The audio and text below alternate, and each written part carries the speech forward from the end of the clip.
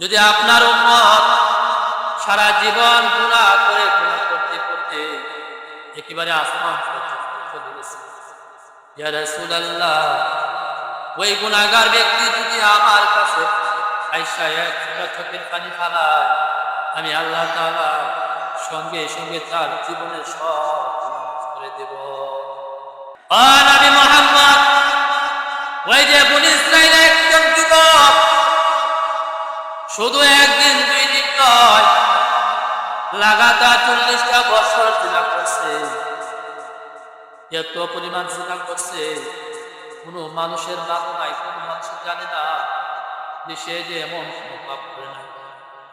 কিন্তু মুসা পয়গম্বর আলাইহিস সালাতু ওয়াস সালামের জামানায় ওই বৃষ্টির জন্য আল্লাহ তাআলার কাছে দোয়া করেছিলেন, হে আল্লাহ, আমার উম্মতে বৃষ্টির প্রয়োজন, বৃষ্টি দান করে।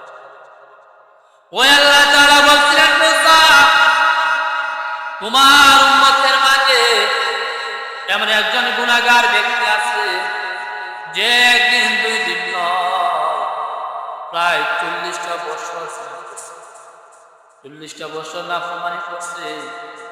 ওই গুনাহগার ব্যক্তি যদি এখান থেকে উঠে না যায়, আমি আল্লাহ তাআলা এর জমিনে রহমতের বৃষ্টি দান করব না। আবার মুসা আলাইহিস সালাম তার উম্মতের মাঝে এই কথা ঘোষণা করে বললেন যে আমার এই মজলিসের মধ্যে, আমার এই উম্মতের মাঝে 40টা বছর লাগাতার তুমি যদি এখান থেকে উঠে না যাও, তাহলে আল্লাহ তাআলা রহমতের বৃষ্টি দান করবেন। আর যদি এখান থেকে উঠে না যাও, অবশ্যই আমি তোমার নাম সহজে আল্লাহ তাআলার কাছ থেকে নিয়ে আসব।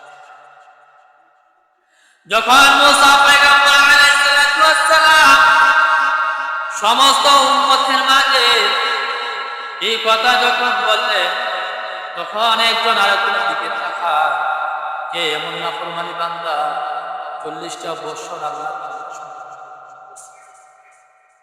ওই নাফরমানি ব্যক্তি 40টা বছর যে গুনাহ করছে, তার শরীরের মধ্যে একটা চাদর ছিল। ওই চাদর দিয়া মাথাটা আবৃত করিয়া আল্লাহ তাআলার কাছে দোয়া করলেন, আল্লাহ, তুমি না রহমান, তুমি না রহিম, আমি আজ জিন্দেগিতে কোনো গুনাহ করব না। চোখের পানি ফালাইয়া ফালাইয়া এইভাবে যখন আল্লাহর কাছে তওবা করছে, আল্লাহ তাআলা 40 বছরের গুনাহ সাথে সাথে মাফ করে দিয়েছে।